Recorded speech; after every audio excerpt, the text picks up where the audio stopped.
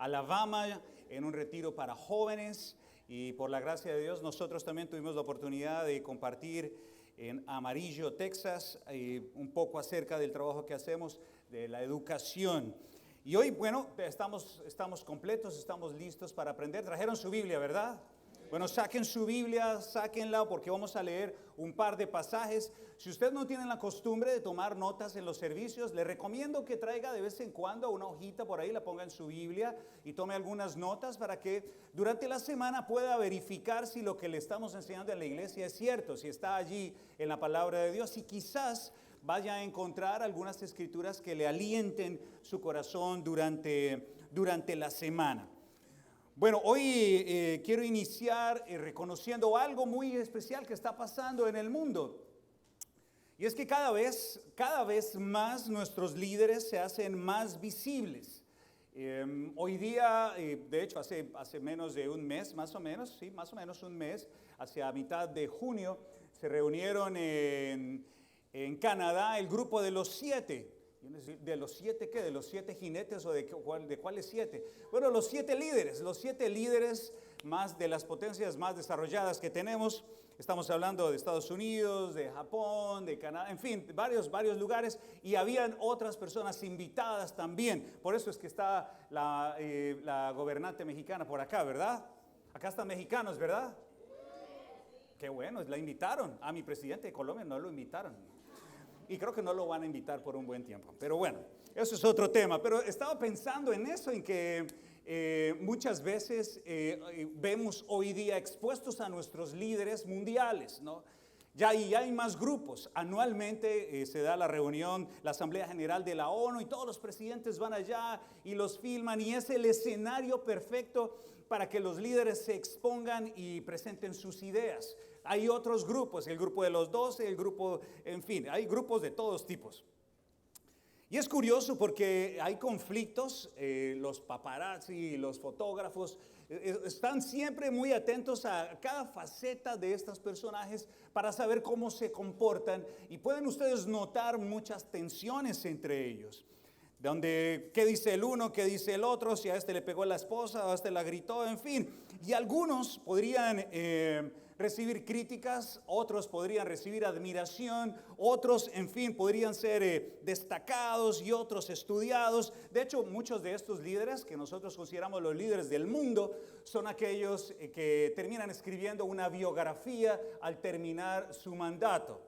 Ahora, yo no sé quién compra la biografía de algunos presidentes, pero hay más de uno que escribe su biografía. Ahora, esto es interesante porque estos líderes que nosotros consideramos como las luminarias del mundo, se supone que son las personas más destacables de su país, se convierten en algunas instancias como modelos a seguir. El modelo de liderazgo a seguir es la actitud arrogante o humilde de es lo que debemos seguir. La actitud desafiante del otro, la manera de negociar de esa es la forma en la que el mundo se debe mover. Y podríamos por un momento aquellos de nosotros que no hacemos parte del gobierno, mirar hacia el gobierno y decir, este es realmente el modelo de liderazgo. Esto realmente funciona. Si mi carácter es de esta manera o de esta manera, yo puedo avanzar en la vida.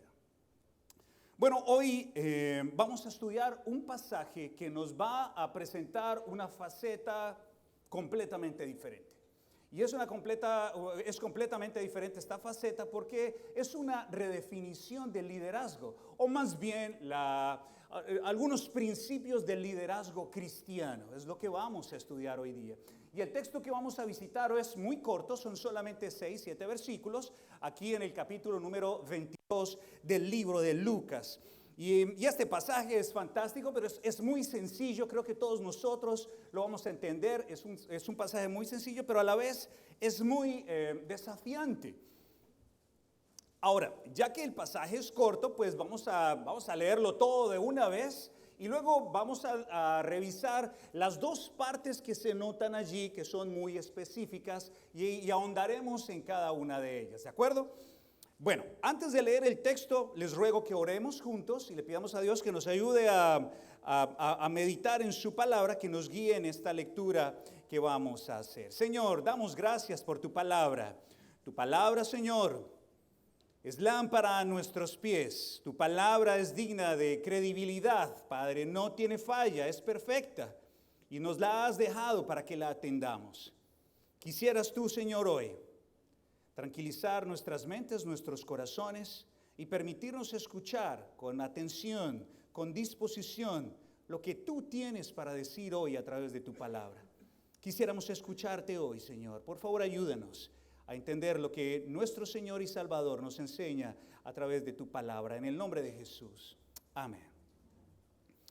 ¿Están conmigo en Lucas 22? Bien, dice la palabra del Señor.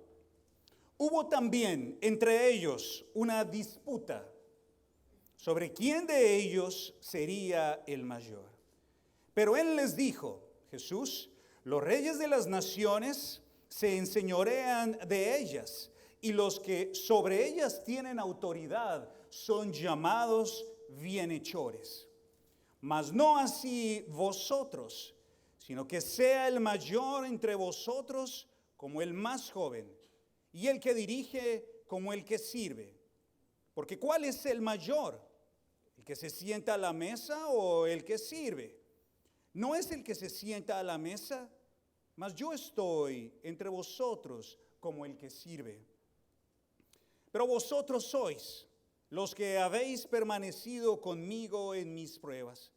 Yo pues os asigno un reino, como mi Padre me lo asignó a mí, para que comáis y bebáis a mi mesa en mi reino, y os sentéis en tribus, en tronos, juzgando a las 12 tribus de Israel. Esa es la palabra de Dios.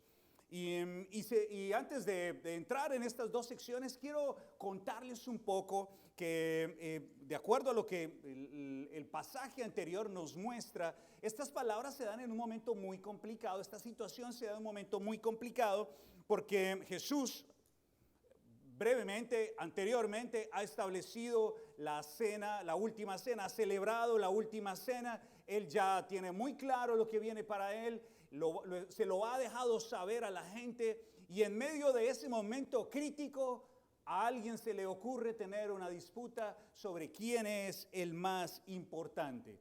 Y este texto nos revela al menos dos disputas. La primera la encontramos en los versículos 22 y 23, que son exactamente los versículos anteriores.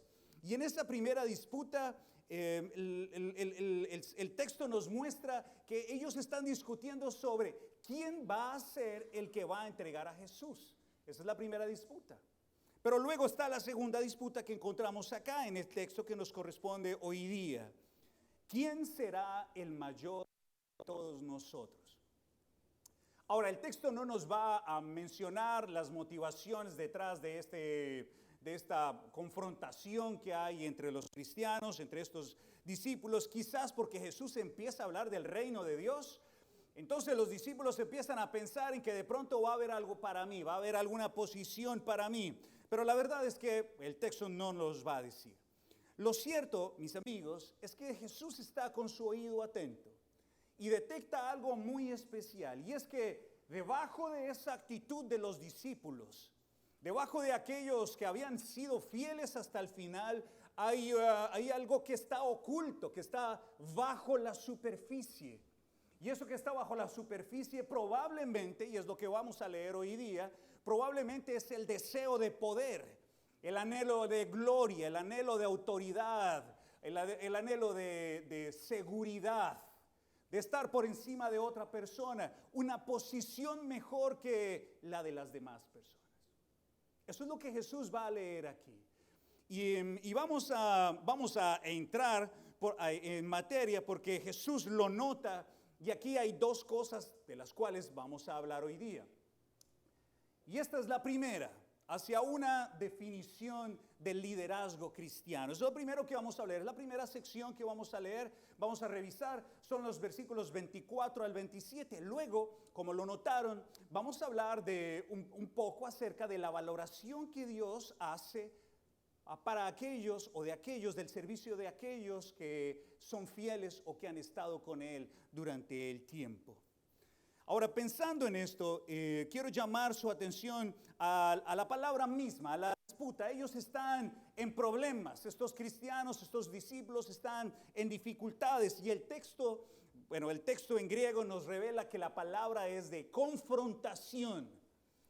Esto no es una conversación, lo que ellos están teniendo, es una disputa. Están enojados, los ánimos están caldeados, ellos están hablando probablemente en voz alta y se están intentando aplastar uno al otro como se da en una discusión para saber quién va a ser el mayor, quién va a ser el más importante entre nosotros. Quizás, amigos, no lo sabemos. Esto es una presuposición que yo hago de mi lectura. Probablemente Pedro dijo, bueno, yo soy el más atrevido aquí de todos. Y soy capaz de cargar una cuchilla aquí, un cuchillo aquí en mi cinto. Por si alguien necesita un corte de orejas, yo se lo puedo hacer. Pronto Tomás dijo, bueno, yo soy el que debería ser el mayor porque yo no le creo a nadie. Yo no le como cuento a nadie, yo soy capaz de analizar todo críticamente. De pronto Mateo dijo, bueno, pues yo soy el del dinero. Yo fui cobrador de impuestos, yo tengo buenas conexiones. Pero de pronto Simón el celote diría, bueno, yo soy el guerrillero acá. Yo soy de las armas acá, así que a mí me van a respetar. No lo sabemos. No sabemos quiénes están involucrados en esta disputa. Pero hay varias cosas aquí. Y la primera que quiero que noten es que Jesús, nuestro Señor, no acalla la disputa. Jesús no los critica a ellos ni tampoco les cierra la boca. De hecho, Él les escucha y Jesús se da cuenta que los cristianos, los discípulos, no han tenido otro punto de referencia respecto al liderazgo. Y es probable que algunos de nosotros tampoco lo tengamos. Muchos modelos, y quiero brevemente ilustrar esto con lo que encontramos en nuestras familias. Por ejemplo, el primer modelo o el primer patrón que nosotros seguimos a la hora de tener un esposo o una esposa o de criar unos hijos son nuestros padres. Como mi padre me crió a mí, yo voy a criar a mis hijos. Algunos vamos en oposición, ¿no? Decimos, como mi padre me crió a mí, yo no voy a criar a mis hijos. Como mi papá me dio mucha correa con plancha, con el cable de la plancha, me lanzó la olla, me dio chancleta, yo no voy a hacer así con mis hijos. Eso es un punto de referencia. Como mi madre gritaba a mi padre, eso mismo voy a hacer. ¿Quién dice amén? Nadie, ¿no? Nadie dice amén. Claro, ¿quién va a decir amén? Como mi padre trataba con desprecio a mamá, no le expresaba mucho aprecio a mi madre, yo voy a hacer así porque los hombres somos así. Son los puntos de referencia que tenemos. Y es a lo que nosotros acudimos. Los puntos de referencia que tenemos son los que nosotros seguimos. Ahora, los cristianos en el primer siglo, si ustedes se ponen a pensar por un segundo, los cristianos, los judíos del primer siglo, pescadores, algunos pescadores, otros cobradores de impuestos, no tenían grandes ejemplos a seguir respecto al liderazgo. Tenían solo un par, entre ellos el gobierno, los césares, que entraban con mucha pompa y entraban con mucho lujo y tenían una pequeña expresión por allí en Herodes, el rey, que andaba con mujeres, que se acostaba con la mujer de su hermano. En fin, eso era un desorden y ellos observaban esto. Y antes tenían a los griegos y por ahí escucharon seguramente un poco de los egipcios. Ese es el patrón del liderazgo que tienen estas personas. Pero además, no solamente los tienen a ellos, sino que también tienen a los judíos, a los líderes religiosos, a los cuales nuestro Señor Jesús va a describir con unos tonos un poco negativos. Probablemente ustedes recordarán que Jesús les va a decir un poco cómo se portan los líderes religiosos. Les va a decir, antes hacen todas sus obras para hacer ¿qué? Vistos por los hombres. Entonces piensen en esto. Uno busca un patrón de referencia, un punto de referencia, y el punto de referencia de estos discípulos probablemente va a ser vistos. Los que nos dedicamos a la vida religiosa debemos buscar ser vistos. Piensen por un segundo cómo están actuando nuestros jóvenes hoy día con las redes sociales, los adultos con las redes sociales. Lo más importante es ser visto, ser visibilizado, ser popular. Piénsenlo por un segundo, son los puntos de referencia que tenemos y vamos a seguir esos puntos de referencia a menos de que usted los cambie o aprenda algo nuevo que lo lleve por un rumbo diferente. Jesús va a decir que a estas personas les gustan las filacterias, es decir, algunas cosillas que se amarraban por aquí y por allá y largos mantos, extienden los flecos de sus mantos y aman los primeros asientos. Entonces ellos probablemente pensaban, bueno, eso es liderazgo. Quien desempeña una posición de liderazgo debe ser honrado. Y además les gusta que los saluden en las plazas y que los hombres les llamen rabí. Tengo algo que decirles con vergüenza para aquellos que desempeñamos el papel de pastores. Hay muchos pastores que ahora no se llaman por su nombre, se llaman pastores. Si alguien les dice por su nombre, se sienten ofendidos. Porque si no tienen el título de pastor, parece que el título le daría a uno un poco de identidad, que lo pone por encima de la superficie. ¿Me doy a entender? Jesús nuestro Señor dice, nada de títulos. De hecho, les va a decir, más adelante, no vamos a avanzar allí porque la clase no es sobre esto, les va a decir, amigos, en otro texto les va a decir, ustedes no permitan que los llamen padres, porque padres solamente tienen uno. Así que juntos tenemos que darnos cuenta que Jesús está replanteando esta idea de liderazgo de una manera bastante radical. Entonces, quiero que noten esto, la disputa que tienen los discípulos tiene sentido. Tiene sentido porque es lo único que han aprendido, que así se maneja el liderazgo, que así se debe hacer, eso es casi normal. Pero Jesús detalla un poco el liderazgo de este mundo para luego establecer un paradigma. Y Él va a decir, los reyes, los gobernantes de este mundo, pues ejercen autoridad sobre aquellos que dirigen. Alguna autoridad es buena, otra no es tan buena, pero ejercen su autoridad. De hecho, a algunos se les dan algunos títulos, se les llama benefactores. Ahora, o bienhechores, dice la Reina Valera. ¿Qué es esto? Bueno, eso es un título honorífico que se le daba a un buen ciudadano. En nuestros días, aquí en la ciudad de Kenner o en este siglo, las personas se hacen llamar filántropos. Entonces, tal persona le dio tanta plata a la ciudad o trabaja en cierta obra social, este es filántropo. Se le van a entregar las llaves de la ciudad. Así sea un delincuente, pero no voy a hablar de eso, pero bueno.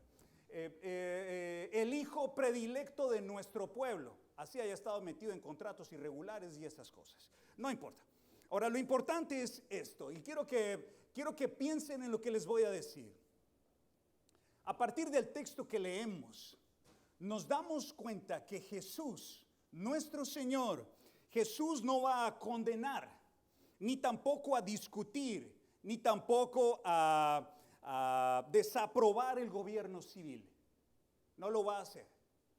Jesús, nuestro Señor, tampoco va a legislar sobre lo que el gobierno debe hacer o no debe hacer.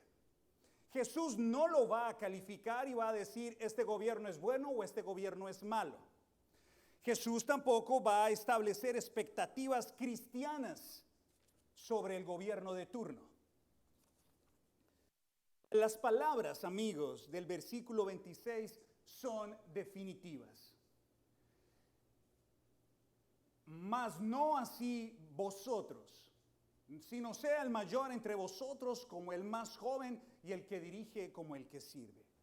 Saben, Jesús va a hacer una distinción muy clara, amigos, entre lo que es el estilo, los valores, el liderazgo y los principios del mundo, y los valores, los principios y el liderazgo dentro de la cristiandad o dentro de su pueblo. Son dos esferas completamente diferentes, dos mundos diferentes, dos instituciones o dos instancias completamente diferentes. Y si estas instancias son diferentes, tenemos que llegar a unas conclusiones que probablemente no nos van a gustar. De eso les hablaré en un momento. Pero antes de eso, quiero que noten algo. Quizás esta es la manera más gráfica que pude encontrar en mi cabeza sobre la función de la iglesia en el mundo. Nuestro mundo, amigos, ¿alguien es bueno cosiendo parches? ¿O no? ¿Remendando la ropa? No, pero ¿cómo la van a remendar si ahora la venden rota, verdad? De hecho, algunos de ustedes deben tener algún canzoncito roto por ahí. Pero bueno, eso es otra prédica, eso es otra. Ok. Ahora, lo cierto, en mi tiempo, perdónenme, en mi tiempo no usábamos la ropa rota. Bueno, algunos de nosotros, para los 19 o 20. Pero miren, siempre cuando llego a este punto pienso en la iglesia y pienso en la iglesia en el mundo. El mundo está roto. El mundo tiene unos huecos muy grandes. El mundo ha sufrido muchísimo por nuestro pecado y tiene unos vacíos muy serios. Nuestro Señor, nuestro Dios, siembra la semilla en el mundo. Y la iglesia se convierte como en ese parche que está en el mundo, pero no es del mundo. Es un trozo diferente que está dentro de un tejido más grande y termina siendo como un parche así. No es del mundo, pero está en el mundo. Ahora bien, nosotros como cristianos no podemos esperar que el gobierno siga la moralidad, los valores y el amor de los cristianos. Son discusiones absurdas, son expectativas irreales. Y esto probablemente nos va a aliviar o nos podría aliviar un poco el corazón. Es que este gobierno tenía principios cristianos. Es que esta nación fue creada bajo no sé qué cosa. Dios, Jesús establece distingue dos esferas diferentes. El mundo secular y la iglesia cristiana.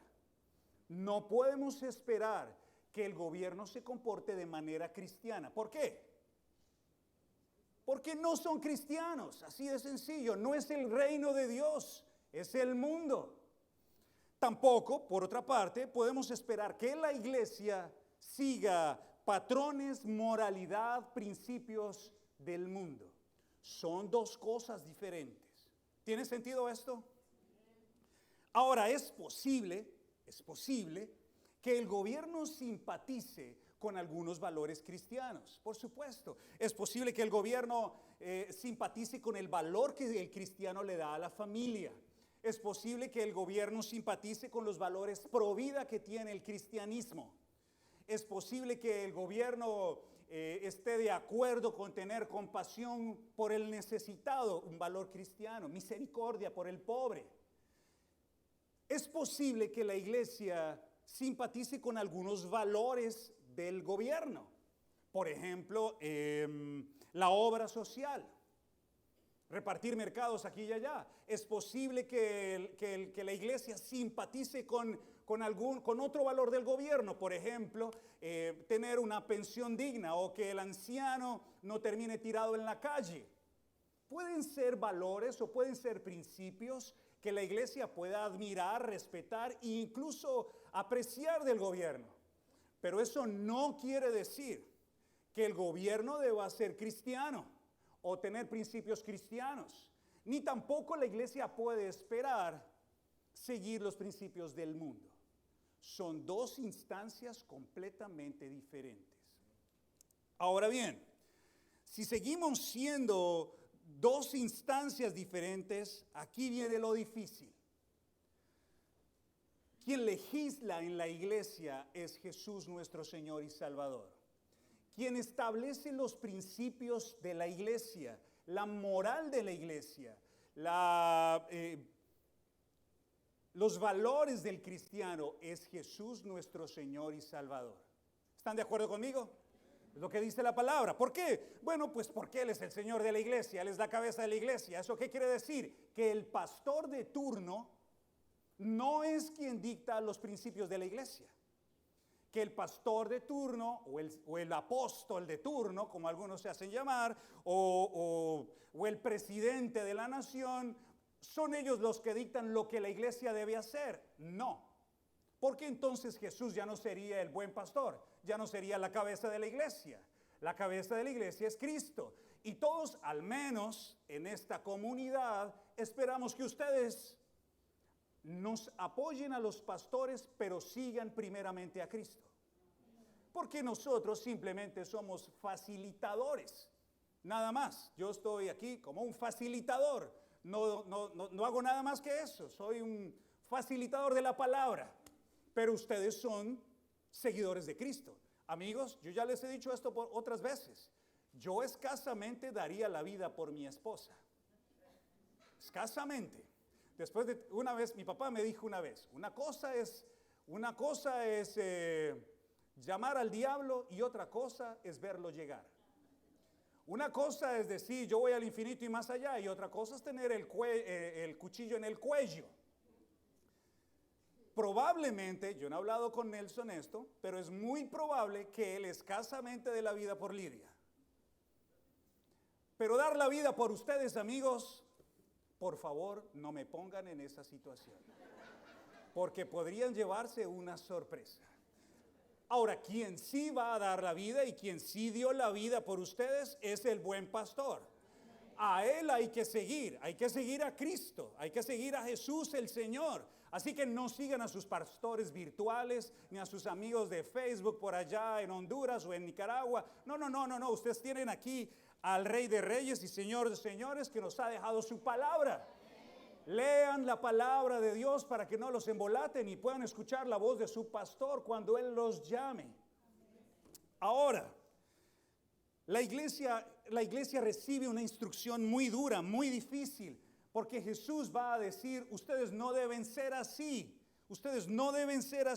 sus valores, sus principios, los determino yo. Ahora, como cristianos, tenemos aquí un gran desafío. Porque Jesús, nuestro Señor, no va a legislar sobre el mundo, sino sobre la iglesia. Jesús en las Escrituras no va a decir, el gobierno debe portarse así, debe portarse así, debe portarse así, debe portarse así. No establece nunca ninguna expectativa para el mundo. Pero sí le dice al cristiano, a usted y a mí, cómo debemos relacionarnos con el mundo.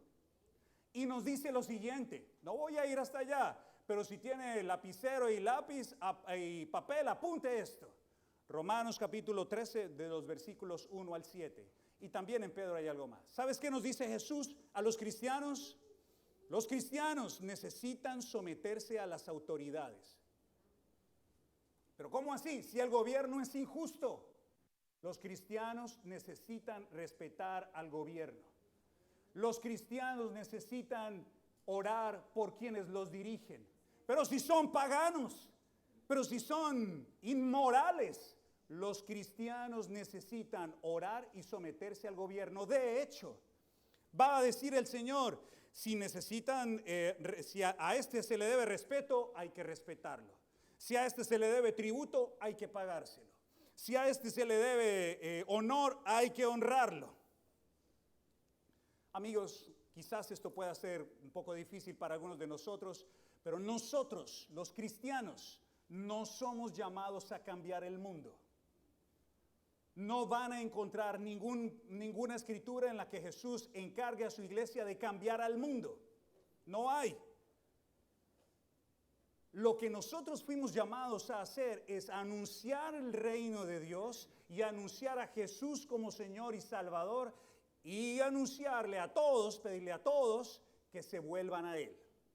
Si usted, por otra parte, ha recibido el llamado de Dios a ser un político, a ser una persona de influencia, bien puede hacerlo. No todos tenemos esos dones de ir al mundo y de involucrarnos con la política. Eso es un llamado, el servicio público es un llamado. Así que si Dios lo pone allá, ojalá usted haga un aporte a esa instancia. Pero como iglesia, nosotros tenemos algo muy claro en las Escrituras, y aquí Jesús va a decir algo muy duro, porque uno podría decir, pero Jesús, ¿cómo es posible que tú esperes tanto de nosotros como cristianos y no esperes nada del mundo? ¿Cómo no demandas del mundo que tenga misericordia por los cristianos? Y a nosotros sí nos pides que nos sometamos a ellos. Bueno, ese es el Señor. Él es el Señor. Y Jesús mira hacia el interior de la iglesia y mira en la comunidad entre nosotros. Y dice, bueno, si alguno de ustedes quiere ser el mayor. Y estuve buscando un poco esta palabra y es que no hay discusión. La palabra es megas en griego, que significa grande, muy grande, el más grande. Y aquí hay algo importante también. Jesús no condena las expectativas de alguno de nosotros por crecer y dirigir a otros. No hay una condenación. No, todos tienen que ser ovejas, todos tienen que bajar la cabeza y ser siempre, borregos, que les digan qué hacer. No. Jesús no dice eso. De hecho, Jesús anima a las personas de cierta manera, alguno de ustedes que quiera ser un dirigente en la iglesia. Si usted quiere ser un dirigente, bueno, Pablo va a decir, qué buena cosa. A buena posición está anhelando. No quiere decir que esté mal, no lo dice. Si usted quiere servir, si usted quiere dirigir, si usted tiene las capacidades, si tiene en su mente la vocación, en su corazón la fuerza, la claridad en sus ideas para agarrar a un grupo y llevarlo hacia el rumbo que Dios le quiere dar, ¡qué bueno! Y Jesús dice, si alguno de ustedes quiere ser grande o quiere ser importante, nos muestra claramente cuál es el camino, cuál es la ruta que hay que seguir. Y, amigos, no es la indiferencia y quedarse sentados, callados, sin hacer nada. Lo que hay que hacer, amigos, el Señor nos va a decir una idea que es completamente revolucionaria en su tiempo, y lo es hoy día, y es la idea del servicio. En el primer siglo, amigos, aquellos que eran ancianos eran los más venerados, porque no muchos llegaban a más allá de 40. Ahora, si alguien ya superó 40 años, ¿alguien superó más de 40? No levante la mano, no levante la mano. Ustedes, tengo que decirles, ya son ancianos. En el primer siglo, si usted llegó a los 50, ya está robándole el oxígeno a otras personas. Y si llegó a los 60, usted ya debería haberse marchado hace rato de aquí. Bueno, porque en el primer siglo habían tantas cosas pasando, enfermedad y alimentación, escasez, pestes y una cantidad de cosas, que escasamente las personas superaban los 40 o 45 años. Entonces, un anciano era alguien muy venerado, pero el joven tenía una posición, este está joven, no tiene experiencia, no tiene años, no tiene vida, no tiene millas, no tiene recorrido. Jesús dice, si usted quiere ser grande, debe ocupar la posición más humilde. Si usted quiere ser grande en la iglesia, en la comunidad, debe ser el más sencillo de todos, quizás entre los más despreciados. Pero si usted quiere ser el más grande, deberá ser el siervo de las demás personas. Impresionante.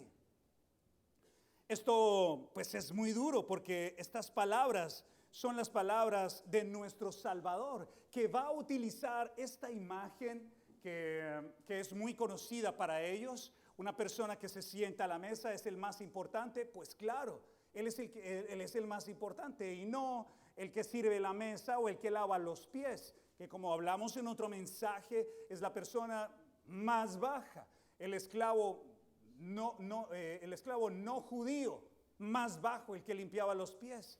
Y Jesús dice algo fantástico. Yo, amigos,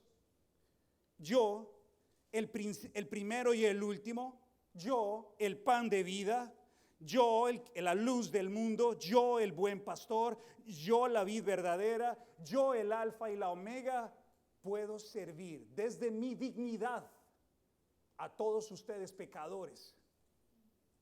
¿No podremos nosotros servir a nuestro prójimo? Por supuesto que sí, esto es un gran desafío. Ahora, Jesús sirvió y nosotros tenemos que seguir su ejemplo, debemos servirnos unos a otros. Pero para poder servir, amigos, hay al menos dos ideas que usted tiene que llevarse hoy día. Usted necesita tener claras estas dos cosas. Número uno, la identidad que usted tiene. Y número dos, la actitud.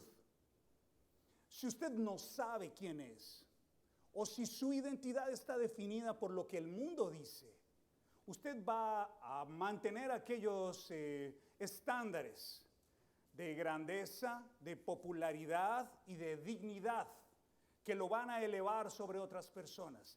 Va a visitar frecuentemente su apellido o va a visitar frecuentemente sus propiedades o el carro en el que anda o la casa en la que vive o la casa o el dinero que tiene en la cuenta para justificar que usted es alguien y por eso no puede servir en ciertas maneras.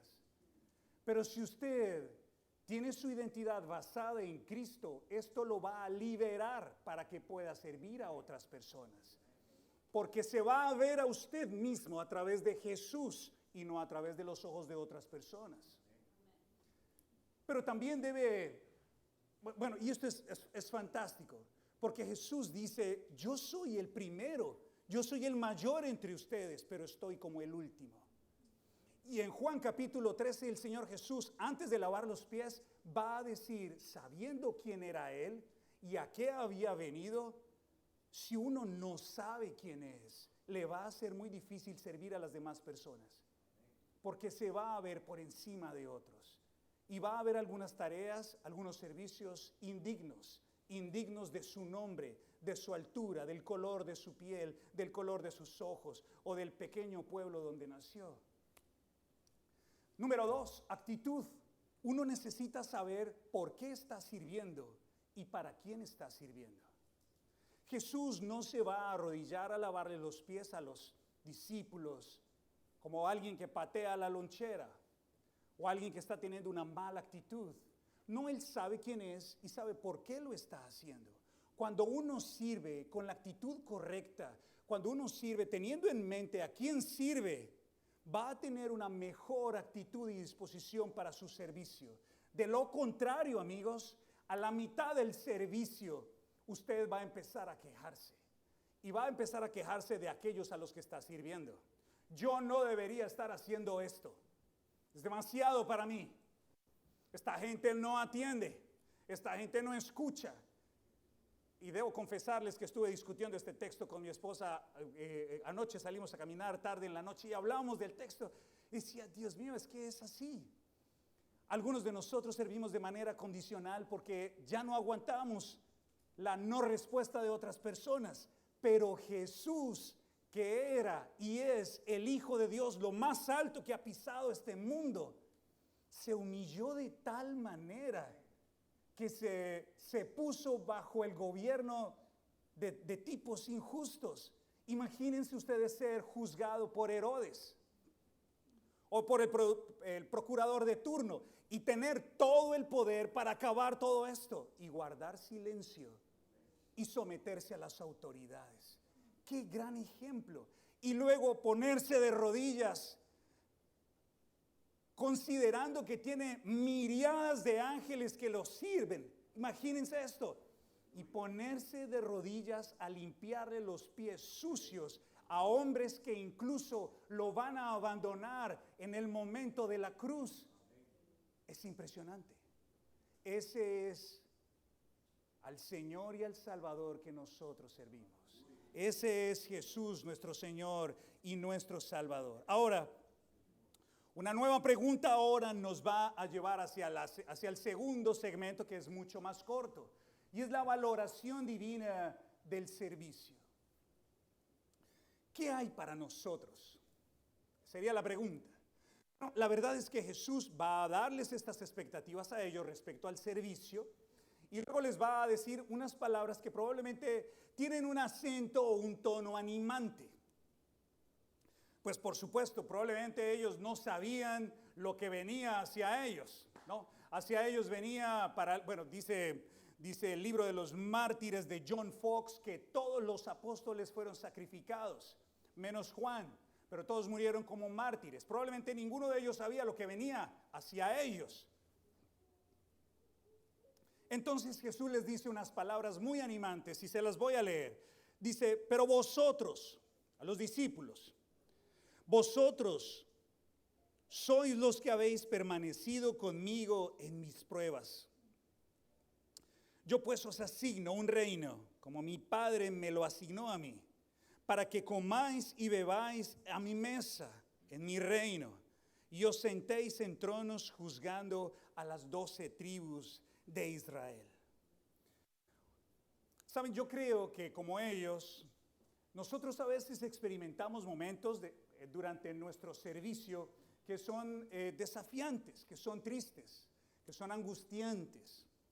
Es probable, si usted no es cristiano, sé que alguno de ustedes vino por primera vez y otros han venido varias veces, pero están como encubiertos, ¿no? ¿Quién vino por primera vez? Por segunda vez, por tercera vez, pero no dicen nada, están ahí.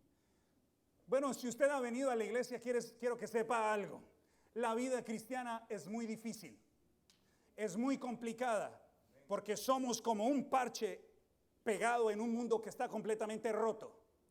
Y si usted quiere ser un cristiano, de los de verdad, no de los de mentiras, de los de verdad, de aquellos que siguen a Cristo, de aquellos que atienden a su palabra, de aquellos que ponen realmente su dominio, su señorío a los pies de Cristo, esto le va a costar todo, le va a tomar todo. Usted si usted realmente va a ser un cristiano, si usted realmente quiere ser un cristiano, por favor piénselo. Y si no lo quiere ser, está bien, es una decisión consciente. Ahora, hay de ustedes que son cristianos. Pero ¿cómo así? ¿No se supone que todo va a ser color de rosa? Bendecidos y para bendecir. Siempre en victoria. Aleluya. Todos los nombres, ¿no? Y todos los dichos habidos y por haber. Bueno, tengo que decirles algo. Ustedes y yo tenemos que morir todos los días a nosotros mismos. Ustedes y yo tenemos que cargar con nuestra cruz todos los días. No es cada 8 días. No es cada vez que venimos al servicio. Ustedes y yo probablemente en algún momento seremos señalados como fanáticos, como religiosos, como antipáticos, como homofóbicos, como invasores de la privacidad ajena, en fin. Pero si usted es un cristiano de verdad, prepárese, porque va a experimentar tal vez la soledad, la angustia, la tristeza. No seremos solamente nosotros. Hombres en las Escrituras nos hablan de la tristeza de servir a Dios a veces.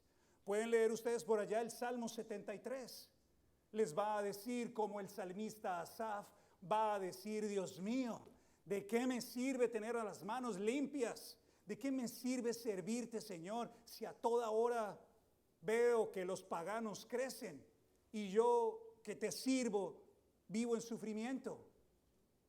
Pero probablemente el pasaje más corto es este, el de Jeremías. Lo leí hace muy pocos días y cuando lo leí inmediatamente lo conecté con el Salmo 73. Miren lo que dice la palabra. Esto está en Jeremías 12. Algunos dicen, amigos, y esto es otra nota, algunos dicen que Jeremías era el profeta llorón, porque era demasiado honesto y se quejaba mucho. Amigos, probablemente Jeremías es el hombre más sufrido, el profeta que va a sufrir más desprecio de todos los profetas. El hombre que va a terminar sus días, al menos una buena parte de ellos, metido en un pozo, va por allá en un hueco, con el barro hasta la cintura. Imagínense, algunos de ustedes si han tenido yeso se les secan la carne, ¿cierto? La grasa, con un yeso. Ahora Jeremías estuvo abandonado en un pozo por predicar la palabra. Y él va a decir lo siguiente: justo eres tú, oh Jehová, para que yo dispute contigo. Sin embargo, alegaré mi causa ante ti. ¿Por qué es prosperado el camino de los impíos y tienen bien todos los que se portan deslealmente? Los plantaste y echaron raíces, crecieron y dieron fruto. Cercano estás tú en sus bodas, en sus bocas, pero lejos de sus corazones. Qué bárbaro, ¿verdad? Es probable que nosotros experimentemos lo mismo. Dios mío, ¿por qué estas personas te invocan y les va tan bien? Pero yo sé y tú sabes que ellos no son fieles a Dios, no atienden a sus palabras. ¿Por qué, Dios? Bueno, Quiero que sepas que Dios no nos ha abandonado. Dios nos ha abandonado y nosotros además de recibir su misericordia y su bondad, si usted es fiel, si continúa el camino hasta el último de sus días, se dará cuenta que no será avergonzado, porque servir a Dios no es en balde. Servir a Dios no es algo no es una inversión que no va a dar réditos. Jesús, amigos, no tiene que decir esto, porque ya les ha dado a ellos la vida y no tiene por qué prometernos a nosotros algo más, además de la salvación que ya nos dio. Tenemos que darnos por bien servidos, ya nos dio mucho, ya nos dio la vida ahora, nos limpió nuestra mente. ¿Cuántos de nosotros no luchamos con malos pensamientos? ¿Cuántos de nosotros no estábamos adictos o amarrados a algo? ¿Cuántos de nosotros no vimos nuestros hogares quebrarse? ¿Cuántos de nosotros no teníamos esperanza para seguir adelante? ¿Cuántos de ustedes hubieran criado a sus hijos en medio de un divorcio o en medio de la dificultad? Pero Dios es bueno y no nos ha abandonado. Entonces, ¿cómo le vamos a pedir más? Pero Él dice lo siguiente, Hebreos capítulo 6:10. Él va a decir que Él, nuestro Dios, no es tan injusto para olvidarse de todas las cosas que cada uno de ustedes hace.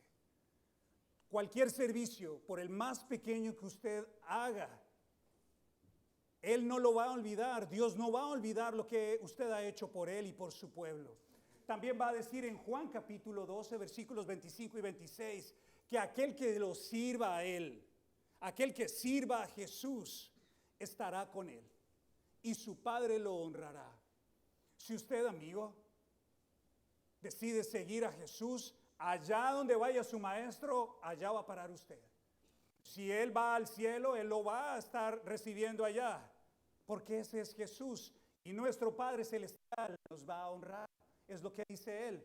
En Marcos capítulo 10, versículos 29 al 30, dice que todo aquel que abandone en esta tierra padre, madre, hijos, casas, rentas, horas de trabajo, será bendecido en esta tierra con mucho y será bendecido también en la vida, más adelante en la vida eterna con eso mismo, con la permanencia justo, junto a Dios. ¿Y cuándo me van a llegar mis 100 casas? ¿Y cuándo me van a llegar mis 100 hermanos, mis 100 hermanas? Mírenlos, aquí están. Hermanos, yo estoy seguro que si alguno de ustedes necesita un plato de comida, puede venir a mi casa y puede tomarlo. Y estoy seguro que si algún día yo necesito un plato de comida, puedo ir a la casa de cualquiera de ustedes y me van a dar comida. ¿Sí o no? Bueno, eso esperé, son varios aquí. Igual, eso es lo que pasa en el reino de Dios. A donde usted vaya, va a tener un lugar a donde llegar. A donde usted vaya, va a tener un abrazo que va a recibir de un cristiano. Jesús no está pensando en literalmente llenarle a usted los bolsillos de dinero, sino que ahora tiene usted una familia, el reino de Dios aquí en la tierra, que lo va a abrazar y no lo va a abandonar. Ese es nuestro Dios. Ahora, amados hermanos y hermanas, amigos que nos han visitado hoy el Señor Jesús nos da un par de desafíos respecto al liderazgo cristiano. Nos lleva a pensar en lo que realmente significa el liderazgo, el servicio a otras personas. Y para ello quiero invitarlos a que nuevamente piensen en identidad y también en actitud. Una vez en clase, hace muchos años, yo estaba haciendo mi bachelor's por allá en Colombia, hace unos 20 años quizás. Tuve una clase de filosofía. Y en la clase de filosofía la profesora dijo, hay dos preguntas esenciales que todos en el mundo algún momento nos hacemos. ¿Quién soy yo y para qué estoy en la tierra? ¿Quién soy yo y para qué estoy en la tierra? Y le pregunté a ella, bueno, ¿y cuáles son las respuestas? Dame las respuestas. Pues de eso trata la filosofía. ¿Cómo así? ¿Cómo no me vas a dar la respuesta? Pues ya planteaste las preguntas, dame las respuestas. Bueno, ahora con el pasar de los años, ustedes pueden hallar la respuesta a esas dos preguntas en Cristo Jesús. Si usted no sabe quién es, ni para qué está en la tierra, Dios le puede explicar la respuesta claramente a esas dos preguntas. Tenemos que buscar en el texto. Pero número 2, quiero invitarlos a que recuerden que usted, si es un siervo fiel, un día será recibido en el cielo. Y el Señor le va a decir: bien hecho, mi bueno y fiel siervo. Has sido fiel en lo poco, sobre mucho serás puesto. Entra y alégrate en el gozo de tu Señor. Yo anhelo ese día, mis hermanos. Y todo esto, amigos, es posible porque un día el Señor vio a este mundo y nos vio a nosotros quebrados. Nos vio como ovejas sin pastor, cada uno siguiendo su propio camino. Y decidió extender su misericordia en el momento justo y enviar a nuestro Señor y Salvador Jesús para señalarnos el camino de regreso al Padre. Si usted quiere volver a Dios, si usted quiere volver al Padre, tiene que buscar a Jesús, creer en Él y decidir seguirlo hasta el final de sus días. Por su gracia nosotros somos salvos. No hay nada que hacer. No tenemos que pagar por esto. Lo único que debemos es doblegar nuestro corazón y disponernos en sus manos. Si usted aún no ha tomado la decisión de seguir a Jesús, hágalo. Decídase hoy seguir al Rey de Reyes y Señor de Señores. Les invito a que oremos. Y si usted quiere conversar un poco más acerca del Evangelio,